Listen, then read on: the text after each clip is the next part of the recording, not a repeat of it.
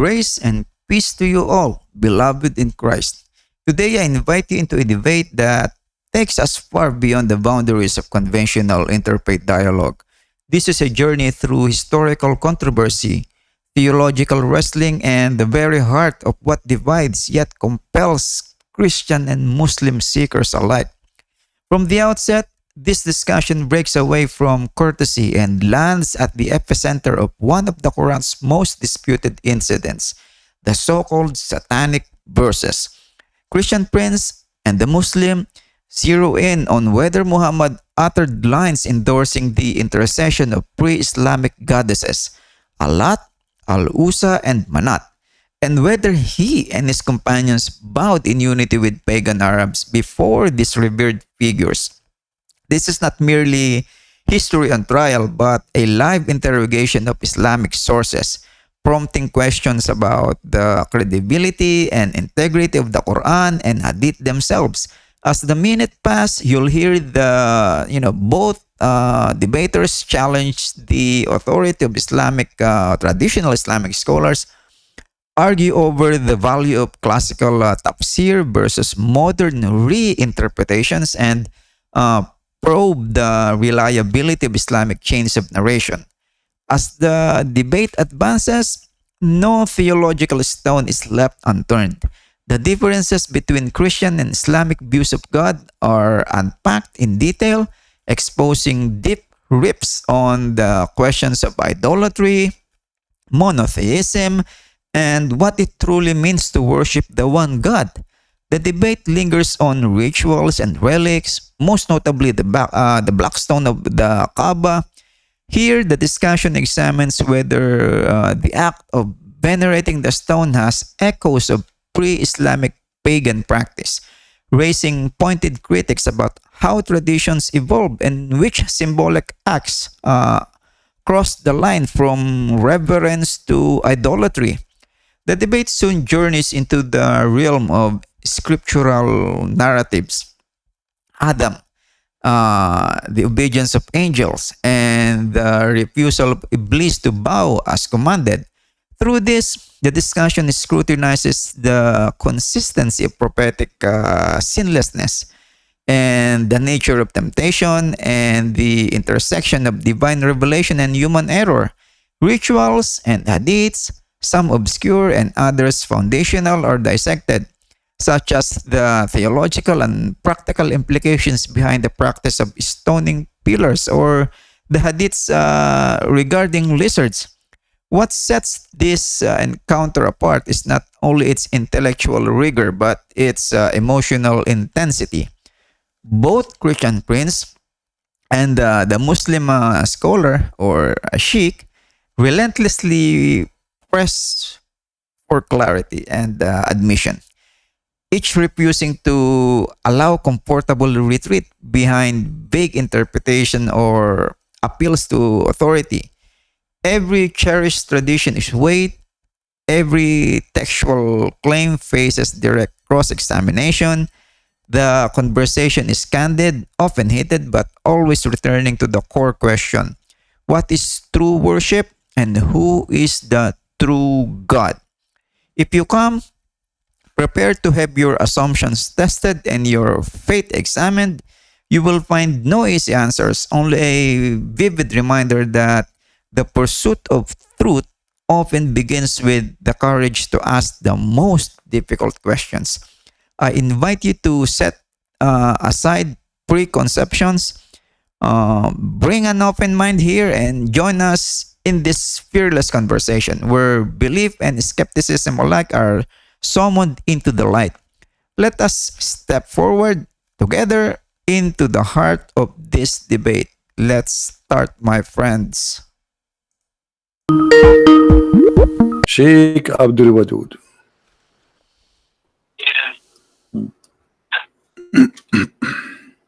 Let me highlight for you so you can see. It says here, so when the messenger he was reciting, he revealed to Muhammad to him Surah An-Najm by the star when it saith, Surah chapter 53, the messenger of Allah bless him and give him peace recited recited it. But when he reached, have ye thought upon the Allat and Al-Uzza and Manat, the third, the other, chapter 53, verse number 19 to 20, the devil put in his tongue that he had secretly wished and hoped for, and said, these are the mighty grands, the Gharanik, and their intercession is to be hoped. Quranic. And then when Quraysh heard him saying that, when Quraysh they heard this, they were very pleased, and the Messenger of Allah, bless him and give him peace, carried on reciting until the end of the surah, and then he prostrated, and the Muslims followed, and they prostrate, and all the idolaters they prostrated there too, and those all that were present, whether they are believers or disbelievers, all of them they bow down together, except a man, his name is Al-Walid, because he was an old man. So your source, my friend, saying clearly that you're a prophet, he worshipped the three daughters of Allah, he granted them prayer, and he was teaching, claiming that Allah taught him to say that the three daughters of Allah, they are to be worshipped and ask for intercession. What do you say? If you look at the translation, right? The translation is telling you the Messenger of Allah, Allah bless him, gave peace and care on reciting the end of the surah. So that means that he was reciting Qur'an and he went to sajda to Allah. He didn't do sajda to the Lat and Uzza. Yeah, but he mentioned already he mentioned that Allat and Al-Uzza, he acknowledged them as their intercession is a must, and then he bowed down after the end, no problem. That was the problem. That was the problem at that time, that the Mushrikeen in Makkah, they were worshipping Lat and Uzza. And your prophet, he worshipped them, as you see, he mentioned their names. He was reciting the verses of Qur'an. Okay, what he said that the three daughters of Allah, their intercession is a must, right? So your prophet, that was the must for the Mushrikeen in Makkah. Yeah, but he is the one who said that. He is the one who said. He said that was the must for the Mushrikeen in Makkah. No, he did not. No, he did not say it's a must for the Mushrikeen. He was reciting chapter of the Quran. He was not reciting what they believe. He was reciting Quran, chapter of An-Najm. So he was reciting An-Najm, and he inserted in An-Najm that the three daughters of Allah, their intercession is a must. He is not saying, don't say that he was saying it's a must for them. That is not true, my friend. That is not to fabricate. Don't fabricate things some your prophet did not say. It's not fabricated, brother. I think you have a lot of questions about Islam. I think you are questioning Islam by so much that you have read everything. Good. That's well done for you. You have read it, but you have not read it with a scholar of Islam. So you need to sit with a scholar and learn from them to teach you the Quran and Hadith in detail. Okay. So you can know what Quran and Hadith really is about. So you're asking me now to go and learn from the scholars. I thought you are a scholar, you are a sheikh. Yeah, that's what I'm saying. Okay, so as long as you are a sheikh, why you are changing what is written there? It says that the prophet, he said that the three daughters of Allah, the Gharanik, their intercession is a must. At the end, he bowed down, and all the pagan, they want to bow down together. And not only that, the people of Quraysh, they said, we never heard Muhammad creating our gods as much as good as today. So here we go. He greeted them. He said their intercession is a must. And he bowed down at the end, which means he bowed down for whatever he said. Whatever he said in that chapter, he bowed down and he started worshiping. He said that the three daughters are included in his prayer. He prayed, he's saying, reciting Quran, and then he says the three daughters of Allah, their intercession is a must. And then at the end, he bowed down. He bowed down for what? For every word he said before he bowed down. So yes, he bowed down to the idols, the three daughters. And as you see, even the Quraysh, suddenly all of them together, they are worshiping the same God. And not only that, they said, Muhammad, he never mentioned our gods as good as today before. And this is why people, they thought that Muslims and the Arab, they became united because now they are worshiping the same God, and it is Allah, and it is the daughter of Allah. So don't tell me go and ask the scholars. You claim to be a scholar, and this is a scholar. The one is talking here is a scholar, by the way. This is Asbab al-Nuzul. This is not my book. Abdul Wahidi. Mm. Mm. So the thing is that you need to sit face to face with a scholar and have your question, in front of him. Mm. You are saying in this ayat or the Surah Najm, ayat number 19, that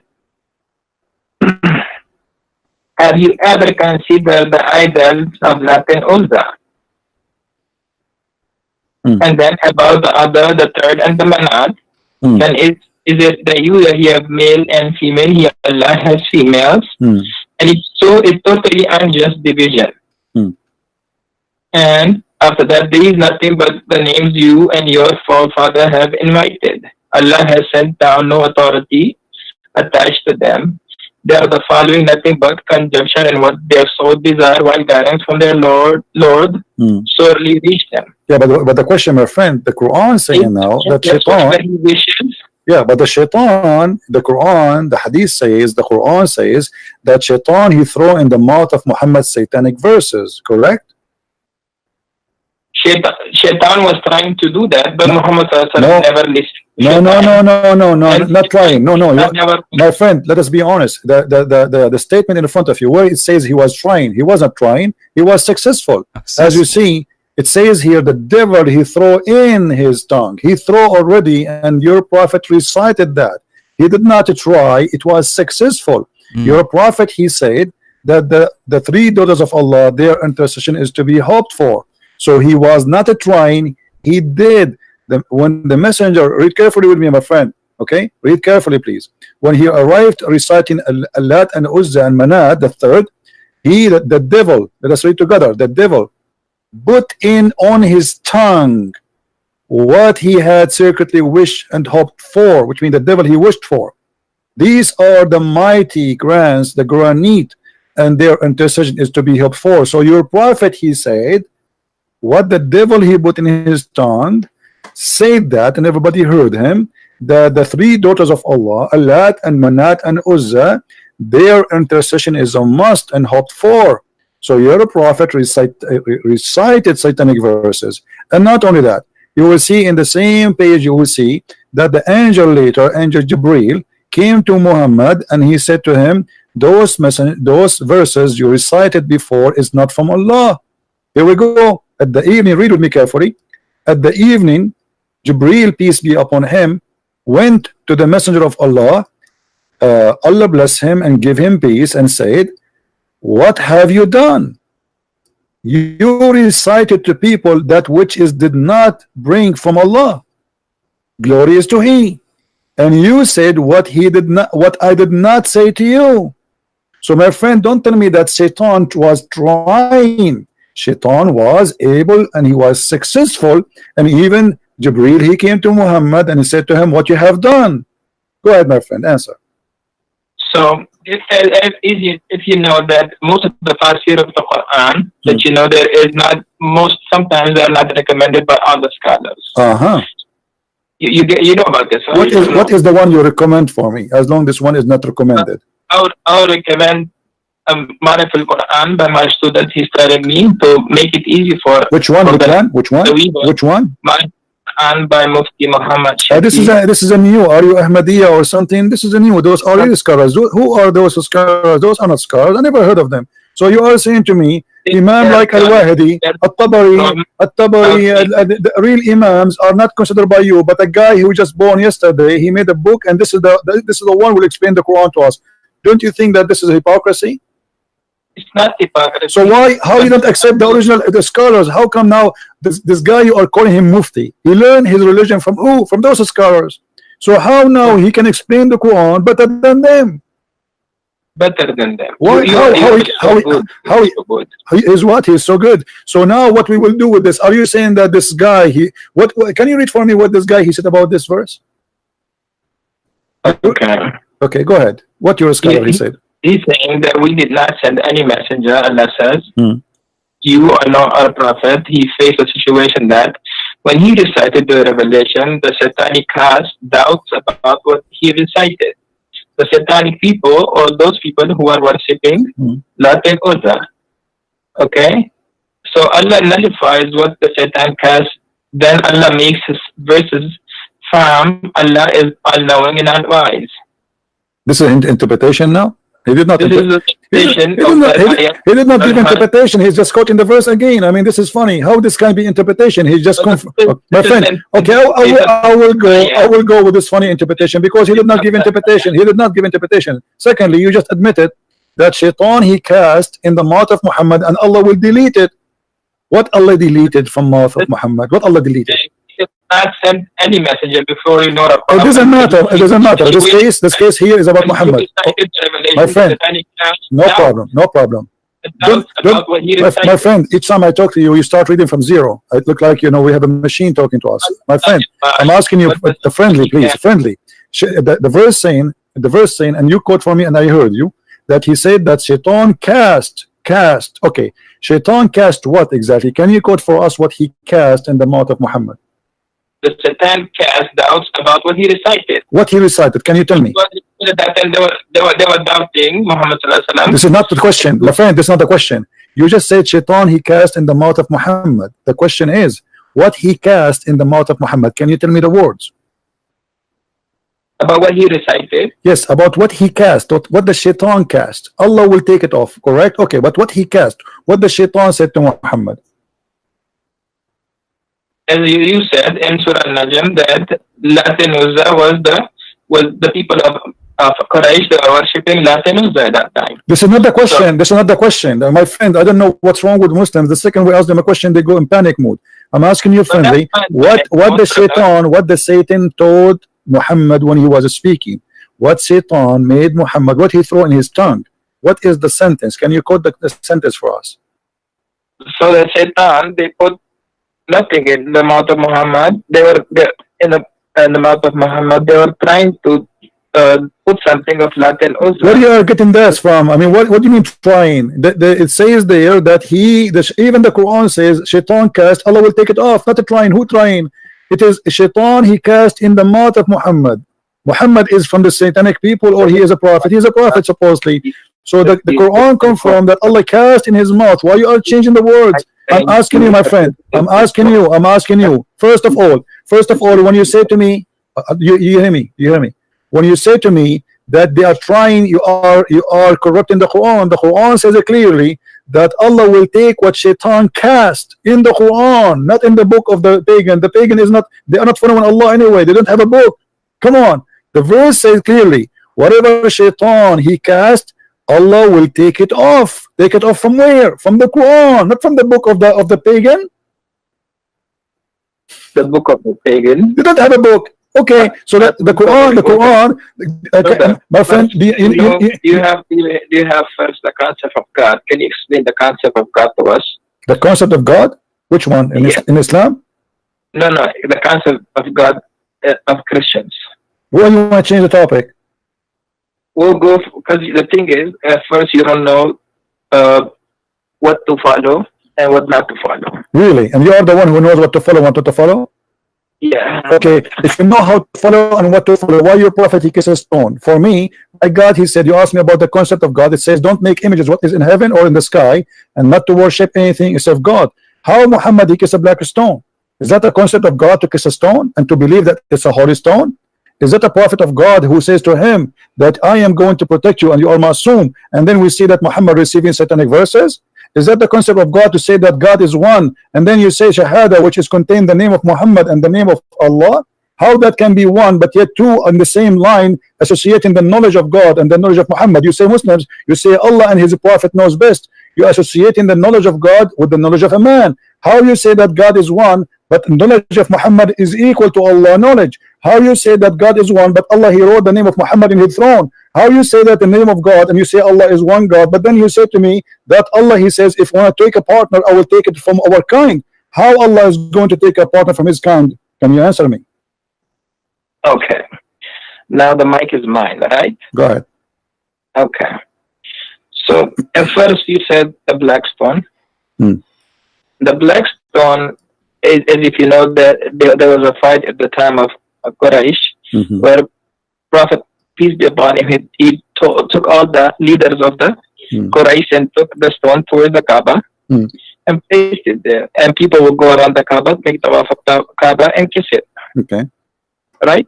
Okay, so your prophet is following the pagan, you mean? He's just kissing it the same as the pagan before him? So if you know, the Prophet Muhammad, peace be upon him, he became prophet at the age of 40. Okay. He was a Nabi before, from his birth, but he became a Rasul at the time of age of 40. Okay, when he would go around the Kaaba, he would kiss the stone because this stone came straight from Jannah. As if you know that this stone was whiter than the milk, and because people kissing it, it became black. And because most of the Muslims nowadays, they kiss it for the love of Rasulullah sallallahu alaihi wasallam. Okay, can I make a comment, please? Can I make a comment? Can I make a comment? Yes. Okay, so you just said to me that you Muslims, you kiss it because the Prophet kiss it. But why the Prophet kiss it? Okay.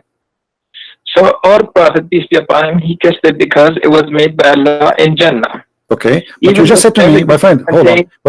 But you just said to me, we kiss it just because the Prophet kissed it, which means you are saying we don't kiss it because Allah He made it. We kiss it just because the Prophet kissed it. Everybody heard you, and that is a contradiction. Because if you are just kissing it because Muhammad kissed it, not because of anything else. Ayah of the Quran, Ati'u Allah wa Ati'u Rasul. Okay, no, it doesn't say actually Ati'u Allah wa Ati'u Rasul only. It says Ati'u Rasul wa Ati'u Allah, which means obey Muhammad first and then you obey Allah, correct? Okay. So how? If you know the ayah. Yes. So how you say Muhammad is a prophet when the Quran says you have to obey Muhammad first before you obey Allah? So that's the command of God. It's a command of God. How I know that this is the command of God? If God tells you to first follow Jesus and then follow God. My friend, how I know that this is the command of God, and why God He says obey a man first and then obey me? Shouldn't say obey me only because a man is a sinner and he can do bad stuff. Is Muhammad God? He don't do any mistakes. How he say to you obey Muhammad and then obey Allah, and why Muhammad first and then Allah second?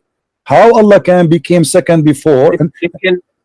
If you know that all the messengers of God, they are all Masum, they don't have any sin, they are sinless. That's not true, my friend. Isn't it the Quran says that Allah He forgave Muhammad for the past sin and the coming sin? So are you saying to me Allah He did lie in the Quran? Listen first. You wanna listen to me, or you wanna keep on because you? I'm listening, my friend, but you are making a contradiction. I have to make a point before you change your mind, because it says in chapter 48, verse number 2, may Allah forgive to you your sin in the past and your sin in the coming time.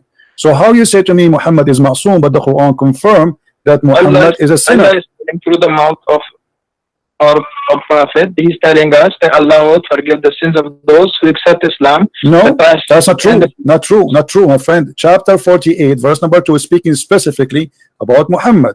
So please, if you are a sheikh, I accept from you a decency and honesty, not lies. Are you fabricating the interpretation for the verse, making it about the Muslims? This is about Muhammad himself, not about anyone else. Why you are, my friend, changing the meaning? I don't want to say the word liar. I promise myself to speak to your respect, but this is absolutely false what you said to me. This verse only about Muhammad. What are you talking about? Chapter 48, verse number 2. 48, verse number 2. Okay. Al-Fatih.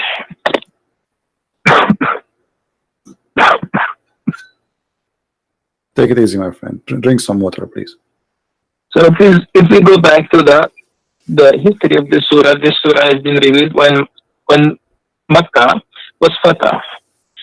When Muhammad he came back to Makkah and he forgave all the people of Makkah, all the people who did all the bad things to Muhammad, peace be upon him, at that time. Yeah, but this is about your prophet. The Quran confirmed that he is a sinner. So don't tell me that this is about the believers, not about Muhammad. So now we correct the thing. Thank you very much. So the Quran confirmed that Allah may forgive the sin of Muhammad and his in the past and the one to come. So how you say to me that the prophet protected, but yet he is a sinner? And at the same time, that would be a contradiction, because how he said to us, obey Muhammad, he is a sinner, obey him. Obey him, whoever obey Muhammad, obey me. But now I have to obey a sinner that will make me obeying God. But if you are a sinner, that means I have to obey any sin you do, because you are a sinner, you are not perfect. Are you Muslims saying that Muhammad is a perfect God, but he's a man?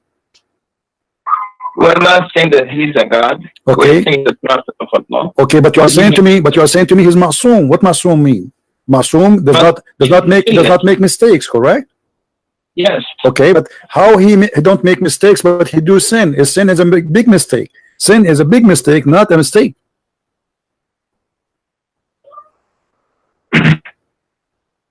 As we know that prophets, peace be upon them, as you know that in on the Qur'an used to come on them, the Wahi, they used to go into a state. Sometimes the Wahi will come to them at the time when they'll be on a horse, sometime in the journey, sometime in any time they could come to them from Allah. Sometimes if there was a problem.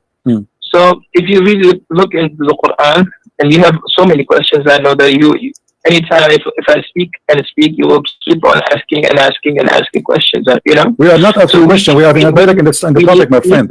Me and you, my friend, we need to sit together. We need to sit together, and inshallah, we need to sit together, and inshallah, Allah will help you understand and understand the wisdom of the Quran and what is the why everything was revealed in this way, and how the ayahs of the Quran was revealed, and how the Quran was compiled together.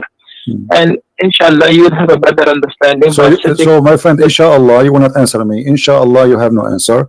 Inshallah, you are telling me I cannot answer you. Yeah, then answer me, my friend. Then answer me. Why you are giving me this speech about inshallah, inshallah? I have a question for you, and you are trying to avoid it. Inshallah, you will not answer me. Inshallah, we will sit together. You know, my friend, we will not sit together ever. I mean, I don't know where you live. I don't know who you are. So what do you mean, inshallah, we sit together? I want an answer. How you say to me that the Prophet is Ma'soom, protected? Do you live in New York? No, I don't live in New York. I live far away. No, but anyway, we do not need to sit together. Here we go. We are talking. Everybody can hear us nice and clear. So the Quran confirmed that Muhammad is a big time sinner. So how the Quran says to us, if you obey Muhammad, you obey me. But Muhammad is a sinner. How I can obey God by obeying a sinner? It's like, imagine I am going to obey a guy. You just told me he is a sinner, and the Muslims, sorry to say, they lie to us. They say Muhammad is protected by God. He don't do sin. But as you see, the Quran in many verses, by the way, this is one of them, confirm that Muhammad is a big time sinner. And not only that, what kind of God? He gave a permission and license for sin to Muhammad. He said to him, I forgive your past and your coming sin. What is that? Since when God he gave a license for sin? Why Muhammad he can sin as much he has, even sin for the future he will forgive it? What does that mean? So if you believe in God, right? Do you believe in God yourself? If you believe in God, if you know that God, even today, if he says, if the day of judgment happens today, right? And God says, I will enter all the people who are making shirk against me, I'll make them enter into Jannah. Would you question him?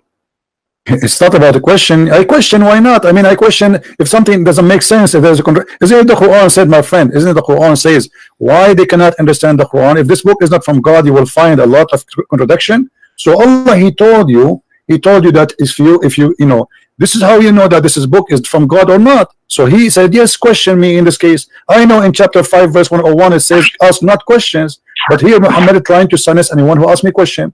But the Quran says, Allah yatadabbarun al-Quran. Can they understand the Quran? If this book is not from God, they will find a lot of contradiction. And this is a contradiction. How you say to me that Muhammad is Ma'soom, and then you say to me Muhammad is a sinner? How you say to me that I have to obey a Muhammad, and then you say to me Muhammad is a sinner? Who you say to me if you obey Muhammad you obey God, but you say to me that Muhammad is a big time sinner to the point may Allah forgive your sin is not even guaranteed. In chapter 4 verse number 82 it says, why they will not then bound the Quran? If it had been from other than Allah, they would have found in therein much a lot of contradiction. So the Quran is giving me the way to discover his book from God or not. So, and the same method I use it in the Quran, it's proven to me Quran cannot be from God. Okay, brother. you have really good questions, and inshallah we will answer all those questions for you. All right, my friend. Okay. So as you know that why was Adam and Eve? Why were they taken out of? Why? Why were they taken out of Jannah? Why? You know why did the devil became the cursed one? Do you know why did the devil became the cursed one? No, my friend. Why Adam and Eve was taken from heaven according to Islam? So according to Islam, why Adam and Eve they were taken out of Jannah? Because the waswasa a shaitan. The waswasa shaitan happened to Eve, and because when the waswasa shaitan happened to Eve, Eve told his husband Adam that let's go and eat from that tree. When that tree was forbidden for them to eat. When they ate from that tree, what happened? They became naked and they were sent towards the face of this earth where they had to live. Until now, we are from the lineage of Adam and Eve. But this is, my friend, this is a contradiction for what your prophet said. Your prophet said that Adam, he commits sin because Allah, he wrote for him his destiny to commit sin. And Adam, he had no choice. Yes, that was his destiny. So okay, so how Allah, why Allah, if this is his destiny, how Allah is going, how you just blame the shaitan that he is the one who did whisper in Adam, but the fact it was destiny written by Allah. So the whole scenario written by Allah. Allah, he ordered shaitan to whisper. Allah, he ordered Adam to obey. Allah, he ordered Adam to sin. And then Allah, he punished Adam to sin. So how we can blame shaitan for that? If Allah is the one is behind this conspiracy, and he is the one who did that to Adam, Adam is a victim. So if you know the history of shaitan, when Adam was created, and the shaitan, when Allah told him to prostrate to Adam, what did shaitan say? Well, first of all, why Allah want to say to shaitan to protest? He did not even order him to protest. No, my friend, in front of everybody, with my respect, in a friendly way, I challenge you to show me where Allah he ordered shaitan to prostrate to Adam. If you show me that, I will shave my 20-foot mustache. Okay. Go ahead. Wait a minute. You want me to help you? You can go to chapter 2, verse number 34. Okay, brother, wait a minute. Do you feel like calling a friend or somebody? Brother, yes. I'm going to my books and I'm looking from my books, okay? All right.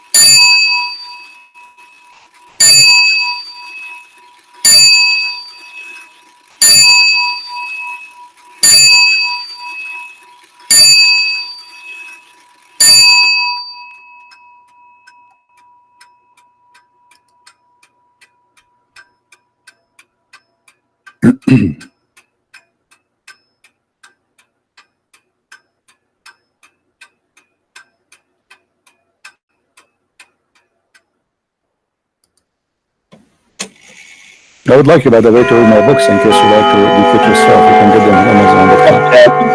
I'll give you the books too. Yeah, you can search on Amazon for Christian friends, and you can find my books. You know about your question in your book?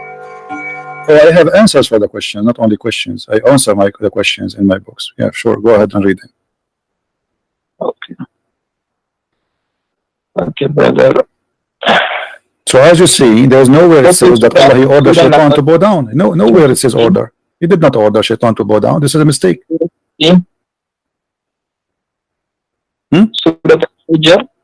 Surah what? 15. Ayah number. Surah 15. Okay, verse number 31. Yeah. Okay, but he did not say. He did not say he ordered shaitan. It says he ordered the angels.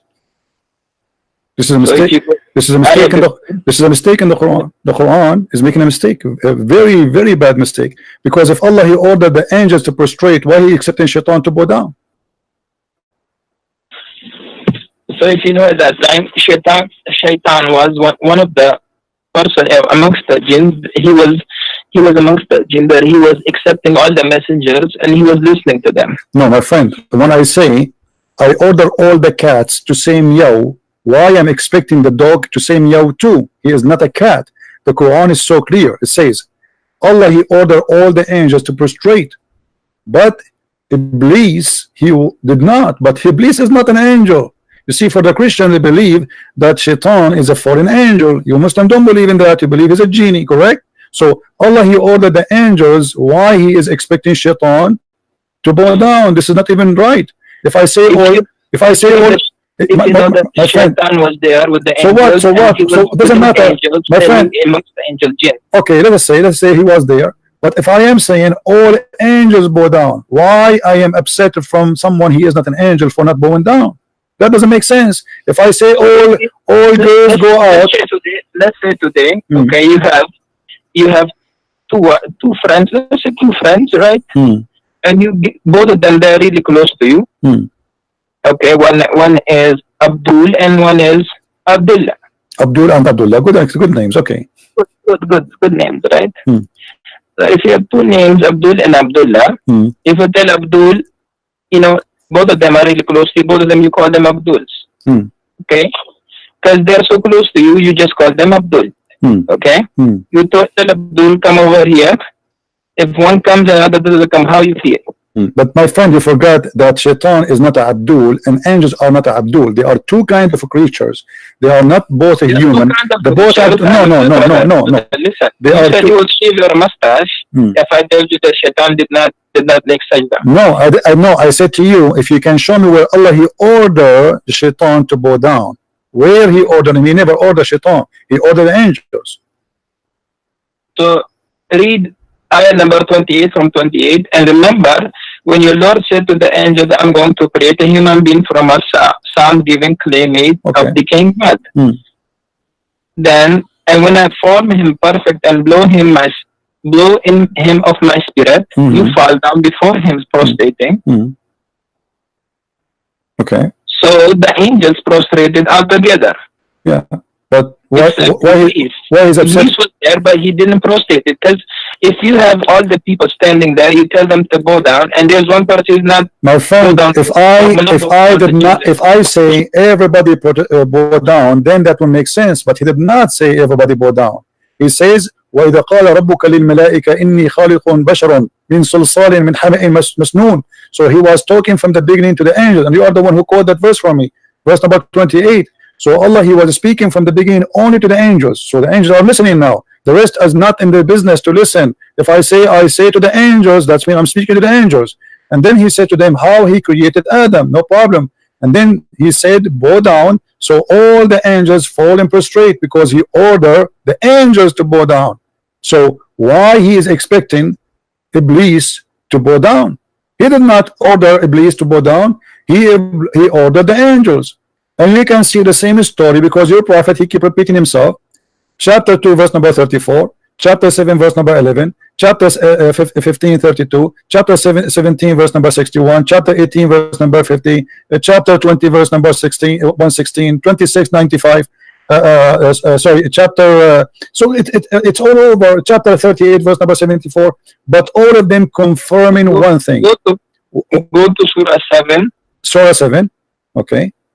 Ayah number 11. That's wonderful. Allah, he can again, he ordered the angels to bow down. He did not order Iblis to bow down. Fasjudu illa Iblis. Okay, my friend, but he was speaking to the angels. And we created you. Then my friend, does it say? My friend, you said you speak Arabic. Read the verse for me in Arabic, please. لقد خلقناكم ثم صورناكم ثم قلنا للملائكة اسجدوا لآدم فاسجدوا إلا إبليس لما يكون من الساجدين. Thank you very much. By the way, you have a nice voice. I'd like to hear you sometime if we have a party. My friend, here it says ثم قلنا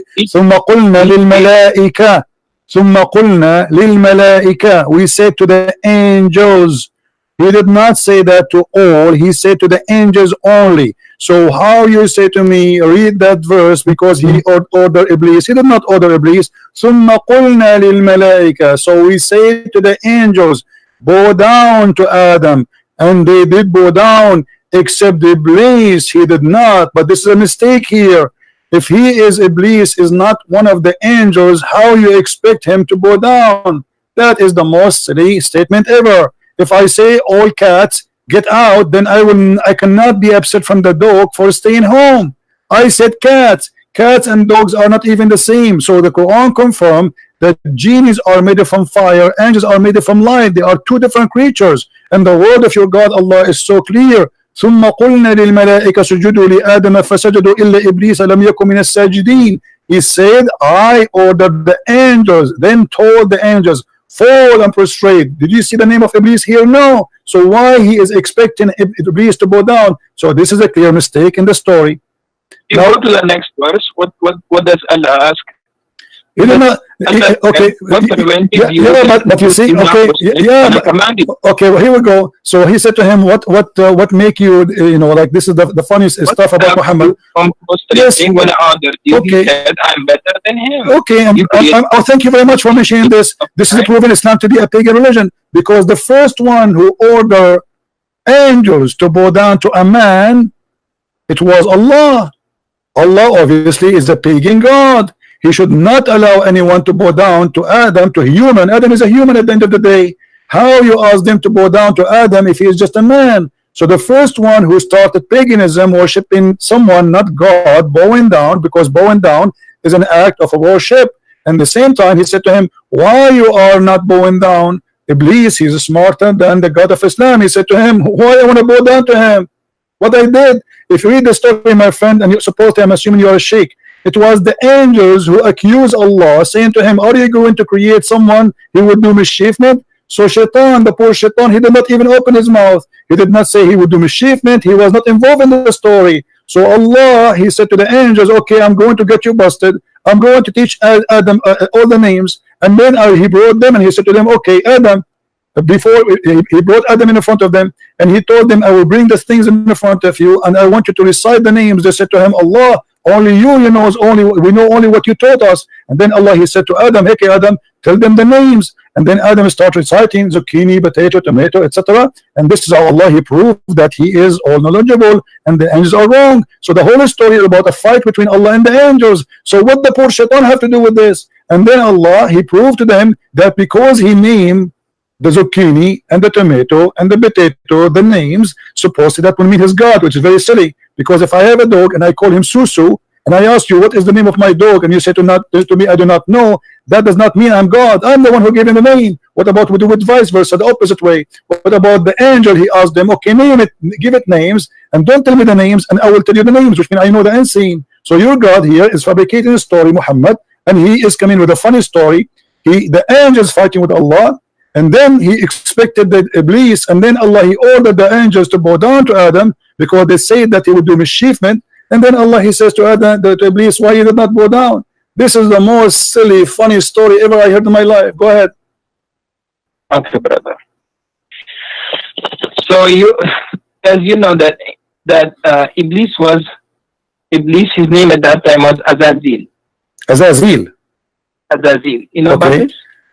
I know about that. This is your prophet. He took it from the Legion of the Jews. Okay. In the Legion of the Jews, if you go to the book, it's called the Book of Enoch, which is a false book. You will see that there's 21 angels. One of them is Azazel, and Muhammad is copying from the Jews. No problem. Go ahead. Okay. And by the way, where do you get this name from? Where it says that his name at that time it was Azazel. Where do you get this name from?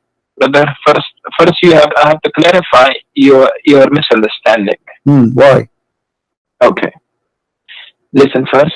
Listen, you are saying first, if God created you, okay, God created you and God gives you an order to do this. Would you do it or not?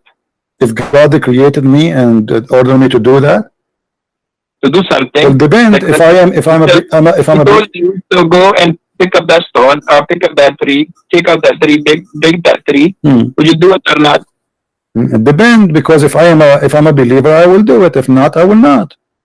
Yeah, that's thank you so much for that. So if you are a believer, you will do it. If you're a believer in God, let's say Jesus peace be upon him, he came today, he told you that Mr. Christian, let's go and kiss this stone or kiss this tree. Would you do it or not?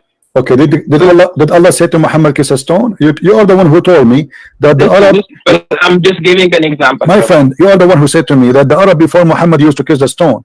So you're a prophet kissing the same as the Arab pagan Arab, they kiss the stone. He's worshiping the same God. Correct? Wait a minute, brother.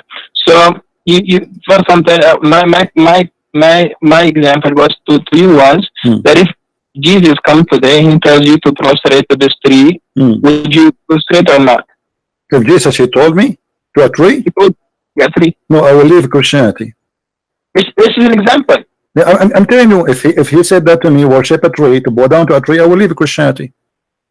So why would you leave Christianity if you believe because he cannot be God. He cannot be God then, because he is asking me to bow down to idols. This is not cannot be from God. He's trying to check you if you're obeying him or not. No, my friend. God will not test me by giving me order to do sin. This is false argument. So you are saying to me that your God Allah, he wanted to prove that he is God. He ordered you to kiss a stone. That means he's a shaitan. You know, isn't it you? Is it, you know, like, okay, isn't it you? My topics to you is something. I'm saying somewhere else. You're going somewhere else. I'm telling you that if Jesus came today and tell you to prostrate to a tree, try to check if you are obeying him or not. No, you said I will not obey him, because that means he is the Dajjal. He is the false Messiah. He is maybe Muhammad. There's no way Jesus will order me to go. I have another question from you. Go give me that. Try something better. A man comes down to you. In one hand he has Jannah. In the second hand he has fire. And this guy he can kill and he will bring the person back to life. This guy can make a person poor and rich. And this guy claims to be Jesus. Will you believe him? No. Because the Lord, he said to me, it is the spirit. I have to examine it. So if he teach me false teaching, we don't only go only because the Messiah, he said that there's false prophet and false teachers will come after me. And he says, not everyone says to me, God will enter the kingdom of my Father, but the one who do his will. And then they said to him, well, isn't it us? We did cast demon and we did miracle in your name. So people, they will come and they make miracles, but they can be false using the name of God. So my friend, that is not the proof that this is Jesus. The proof is his ethic, his teaching. Examine the spirit. The spirit of God is holy. Your God cannot be holy. And you are the one who just a second ago you said to me that the black stone was sent from heaven. What kind of God will teach that there's a stone sent from heaven and that make it holy? By the way, you are wrong about that, because according to your Islamic books, the black stone became black. It only because of sin. According to Islamic books, the black stone became black because women, they used to touch their vagina with their blood when they have period, and they place their hand inside the stone, and that is the sin. How it make it, you know, because women at that time, they believe if she is not getting pregnant, obviously Allah Baal is upset and he is not making her pregnant. So what she do, she go around the stones, around the Kaaba naked. Men and women, they go naked. And you know that the Arab before Muhammad, even in the time of Muhammad, used to go naked around the Kaaba. And then the woman, she placed her hand in her vagina and she put it in the wall, in the black stone. You are explaining the Arab before. Yes, but this is what Muhammad, he called it from the Arab. You said to me that Allah, he said that this is a black stone from heaven. But you know, you are trying to ignore what you Muslims say. This is not even the Arab what they say. This is what the Muslims believe. Let me show you, my friend. Here we go. This is Tafsir al-Hawi. You can see the screen, right? Okay. Oh, yeah. I see that screen. Okay. Tafsir al-Hawi. It says that this is your Imam saying, وجاء جبريل بالحجر الأسود من السماء, and Gabriel, he brought the black stone from the sky. And it says that Abu Qubais, there's a mount next to Mecca. I don't know if you've been there before. Next to it, a small mount, it's called Abu Qubais. The Muslim believe that Abu Qubais hold the black stone inside his belly during the flood of Noah, to save it from being drifted by the flood, because the flood of Noah covered all the earth, including the Kaaba. And then when the flood is over, فَانْشَقَّ عَنْهُ, so the black stone came over. And then it was hiding during the flood of Noah, and it was a white pearl from heaven. فَلَمَّا لَمَسَتْهُ الْحَيْضُ فِي الْجَاهِلِيَّةِ اسْوَدَ, and when the blood of the women from period touch it, during the pre-Islamic of ignorance, it became a black. Am I lying, my friend, or this is your books? Okay, brother. If you know the history before Islam came, the people what they do to it, that's before Islam. You get it? Doesn't matter. Doesn't matter. This is a stone inherited from the pagan, and Muhammad adopted the same as he did with as-Safa and Marwa. Isn't it? As-Safa and Marwa, it was a practice of the pagan before Islam, and then the Muslims, they refused to practice, and then Muhammad, he said to them, don't you know that Allah, he just gave me a verse saying that as-Safa and Marwa is from the ritual of Allah. How in the world the Safa and Marwa is from the ritual of Allah? From Allah, because if you know the mother of Ismail, when she put her baby on the floor and she was looking for water, and because the baby was crying and she had no food, no milk in her chest, so she would go to one mount and look for water, and then walk to the other mount and look for water to see if any caravan is coming. Okay, my friend, is that to make it holy? I mean, this is the most silly answer ever I can hear, with my respect to you. So if a woman, her name is Hajar, she go to tree to mount, that make it, we will make it from ritual of Allah. Christian, listen, brother. Your problem over here is that your belief in God is not strong. Your belief is mostly psychologically. Your questioning is mostly scientific. You want to try to prove everything logically, scientifically.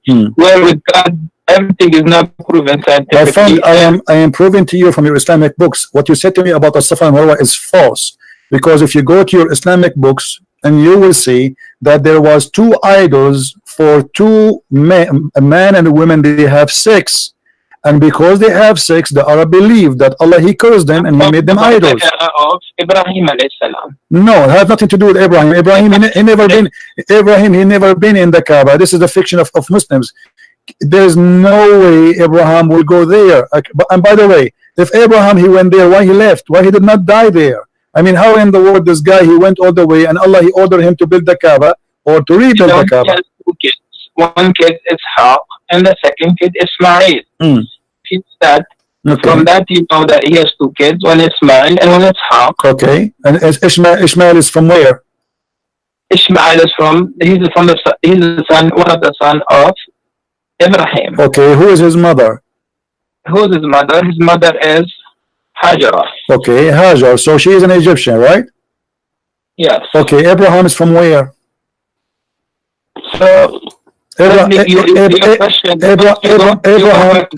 is from where? We're going to. I'm trying to explain. You're saying that it was a paganic worship, but it's not a paganic worship. Okay, my friend. Even if you know that the Jamara in Mina, where people go on the Hajj time, they do the Jamara. Do you know why people do Jamara over there? Because this is from the pagan belief that there is a shaitan, he have a house there. Brother, it's not a pagan belief. It's a pagan belief. Brother, listen, at the time of Prophet Ibrahim, when Prophet Ibrahim saw a dream, in a dream he saw that he was slaughtering his own son. Okay, he was slaughtering his own son, Ismail. And when he was taking Ismail in with him, the Satan, he came to him in a form of a big shaitan, then a medium shaitan, then a small shaitan. But Ibrahim and Ismail both, they rejected them.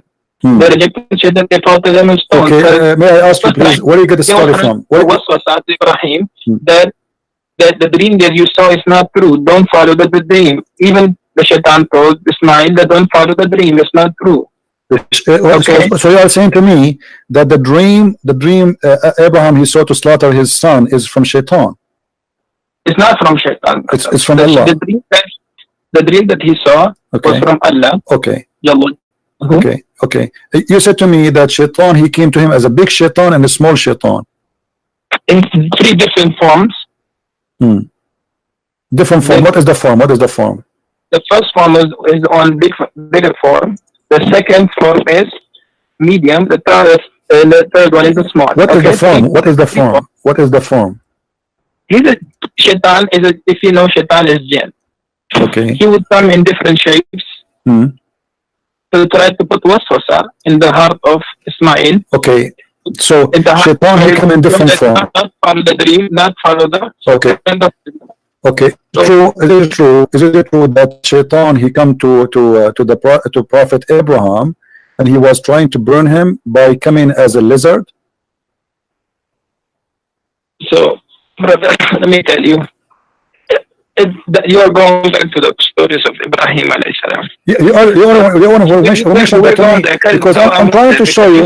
I'm trying to show you that Islam is nothing but fictions. How in the world you want me to believe that Shaitan he became a lizard and then he started blowing wind at Abraham, and the purpose is to burn him alive? How in the world you wanted me to believe that your God is saying something really real, and yet a little lizard, salamander, he is burning Abraham by blowing wind at him? Listen. So if you know that Shaitan from day one is the enemy of all human beings. But Shaitan is a salamander. I'm not saying it's salamander. Well, your prophet he said so. But your prophet he said so. Your prophet he said so. Are you against what your prophet said? You know what I'm saying? Listen to me first, then we'll go what our prophet peace be upon him said. What I'm saying is that Shaitan from day one he's our enemy. You know, you believe that? Yes or no? I believe what? Say again?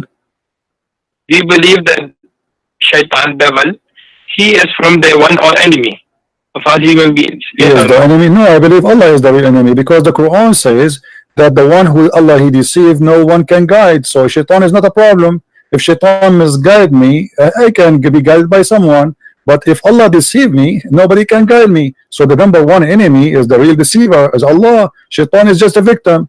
The same as what your prophet he said about Adam. Adam he commits sin. Why? Because Allah he wrote in his destiny that he will commit sin. So Shaitan is just an employee for Allah. He do what Allah told him to make people commit sin. So why you are blaming Shaitan when the fact not made him an employee? If you know, if you go back to the ayat, okay. When Allah asked them, why didn't you prostrate to when Allah asked Iblis, why didn't you prostrate to Adam? What did he say? He said that okay, here we go. Anyway, guys, that's enough, and this was a recording of our debate with Sheikh Abdul Wadud. And here you notice how the Muslims, even the one who claim sheikhs, they are shaky and they have no answer and they can't explain anything. And here you notice I go up and down, depend in the size of the Muslim. So when he's a sheikh, I go down to his level. When he's not, I have to go lower. All of them, they know nothing about Islam. And this guy, he was in trouble because wherever he go, he getting spanked. He keep changing topic, jumping like a monkey from a branch to a branch, hoping that by changing topic he can do something better in different topic. But wherever he go, he will be spanked. And my fingerprints is all over his body until now. He promised that he will come back and he will answer my questions, and he never come back. But that's very normal. So when the Muslims he try to debate you about something, the first thing he do is to answer without answering. Hey brother, you have many questions. We need to sit together, brother, face to face. What does this have to do? Yeah, I have many questions, and you gave me zero answer in the whole conversation. All right? So, as you see, debunking the silly, stupid cult, pagan cult of Islam is very easy, but it's easy for someone who knows. And this is why we encourage you to take notes, educate yourself, because they play games, they lie, and they will never answer. We don't debate with those Muhammadan. In order to get Islam busted, you have to trap. It's like a hide and seek game. There's no honesty. You see, in a debate between two religious people, each one of them should answer based on his belief. Muslims don't do that. Muslims, they switch to defense mode, lying, not being honest.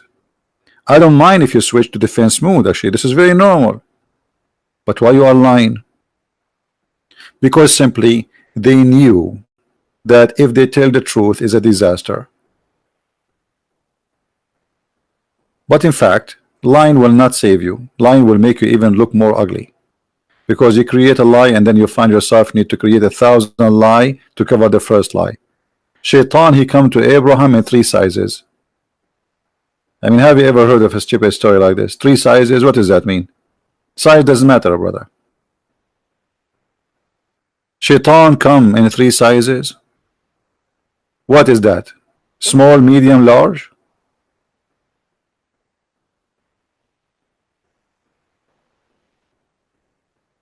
And when you ask him, okay, what the form, he have no answer.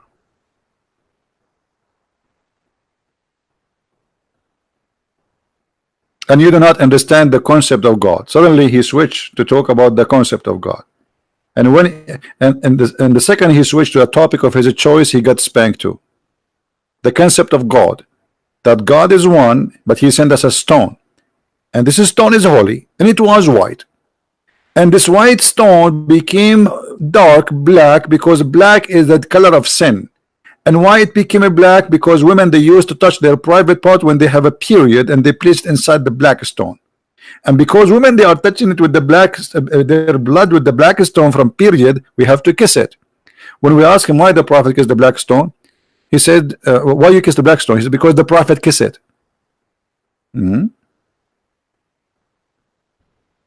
Once actually I was chatting with a Muslim website just for fun. I said, brother, why I have a question. I said, are you a Muslim or a Christian? I said, I'm a Christian. I want to convert to Islam, brother. Okay, can you, brother, you know, we're supposed to convert to Islam. This is what the website is about.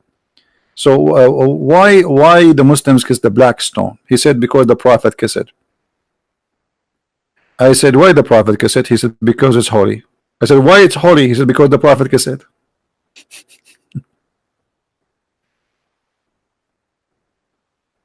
I mean, isn't it obvious Islam is wonderful?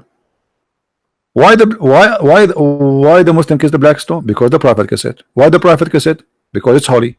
And why it's holy? Because he kissed it.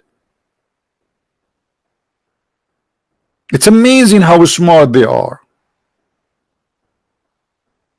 And the funny, they call others pagan, and they lie and they say the Christians, they worship the cross. There's no Christian worship the cross. Otherwise we will be kissing every electric column in the street. The cross is just symbolic of what happened to Jesus, nothing more, nothing less. It is symbolic. The Bible says clearly that you cannot worship anything save God. Nobody worship the cross. We believe in the cross, which means that Jesus was crucified. We don't believe in the piece of wood. The shape is not what we believe in. What we believe in is what happened. That Christ, he was crucified. So they lie about us and say we worship the cross. We don't. Big fat lie. While Muhammad, he says, if you touch a black stone, the black stone will erase your sin. Jesus, he warned us from following such a belief. What kind of God? You say you believe in the oneness of God. And then Muhammad, he said that whoever touched the corner of Yemen, which is the corner in the Kaaba facing the Yemen, because it has some stones from the temple of Al-Makkah, the moon god, whoever touched them, the black stone and the Yemeni corner, is going to erase his sin, as you see. What kind of religion this religion is? And Islam obviously is a religion based on ritual, not in belief, not in reality. As an example, look at this hadith here.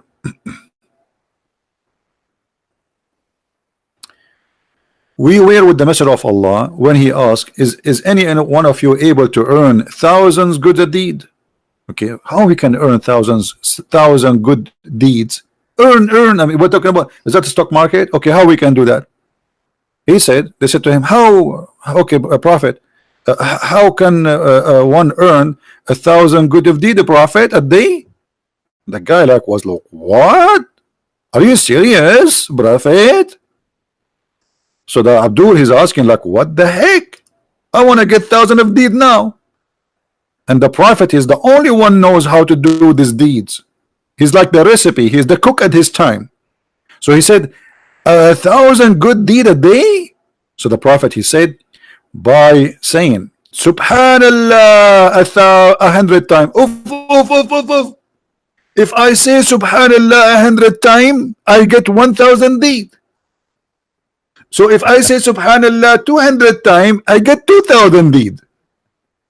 2,000.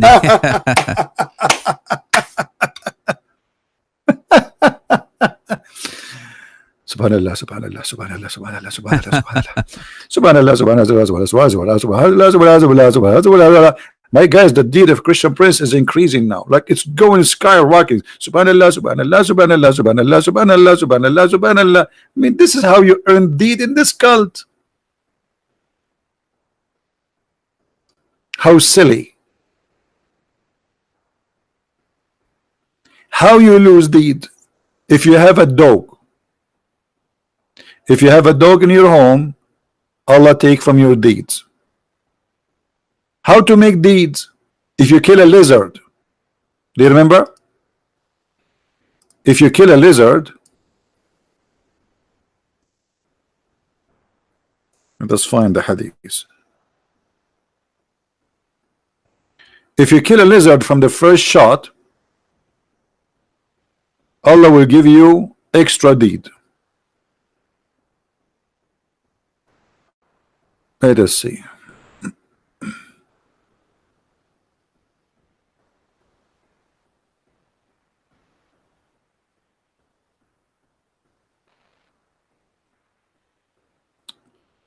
Where is the hadith? Here we go.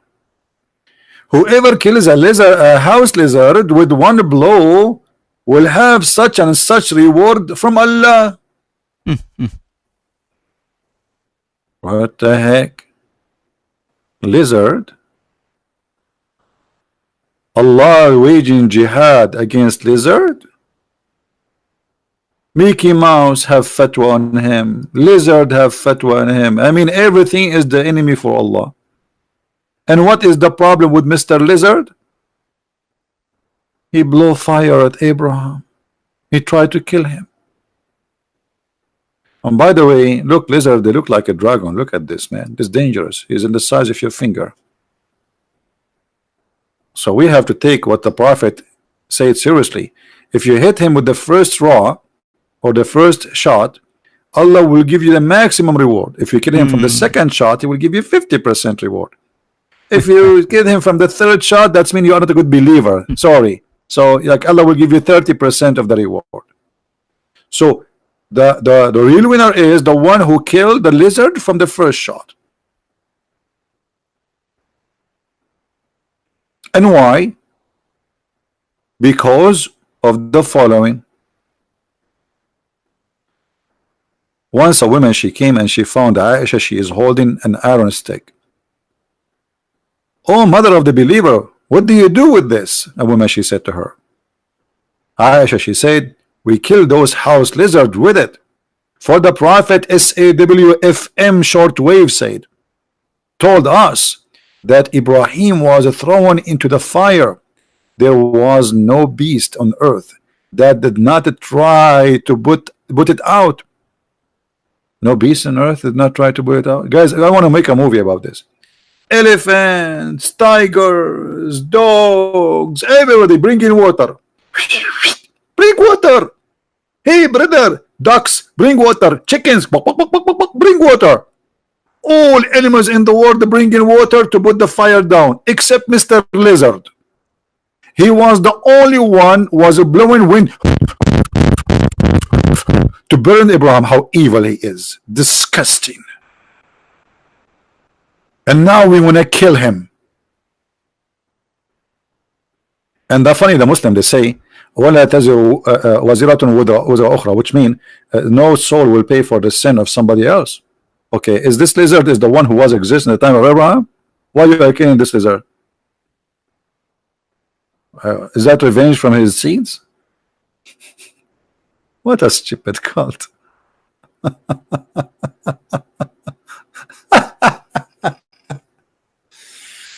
Anyway, if you are new in our channel, don't forget to subscribe. If you are old, don't forget to unsubscribe.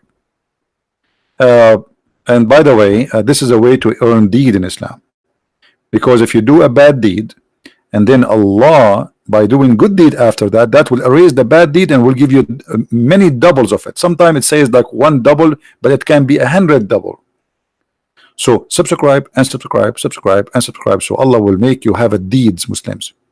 Now, for sure, does not go to the Christians. We are smarter than this.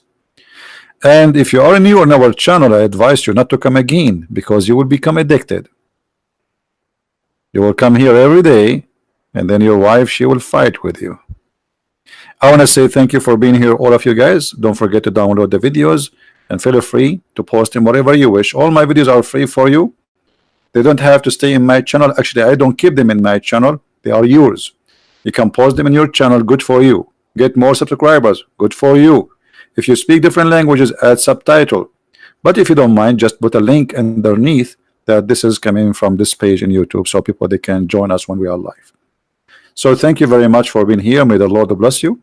And until we see you again, if you like to learn more about Islam, you can search my books in Amazon. We have it in Spanish, English, French, German, Swedish, etc. You can learn from my books a lot, and they are full of reference. And as you see, we have it all, and we are the one who can get the Prophet of Islam exposed with no mercy. And we are not politically correct. We say things as it is, no makeup, no paint. The one who like it, the one who don't like it, just leave. Christ is Lord, Islam is false. And we see you soon again. Thank you. And there you go, my friends. After watching this debate, which interestingly ended around the 50-minute mark because Christian Prince decided to stop the conversation, I have to share my honest thoughts with you all. For me, Christian Prince still came out as the winner, but the way the debate ended added another layer to the whole experience. Throughout the discussion, Christian Prince pushed the conversation onto very specific and difficult territory, focusing largely on the issue of the Satanic Verses. He pressed Sheikh Abdul Wadud repeatedly about traditional Islamic sources, the actions and statements attributed to Muhammad, and the reliability of Islamic scholars. At several points, when faced with direct questions about what the sources actually say, the Muslim often avoided a straight answer. He kept recommending that Christian Prince go and sit with scholar or learn from others, rather than defending his own position as a sheikh or directly addressing the contradictions brought up.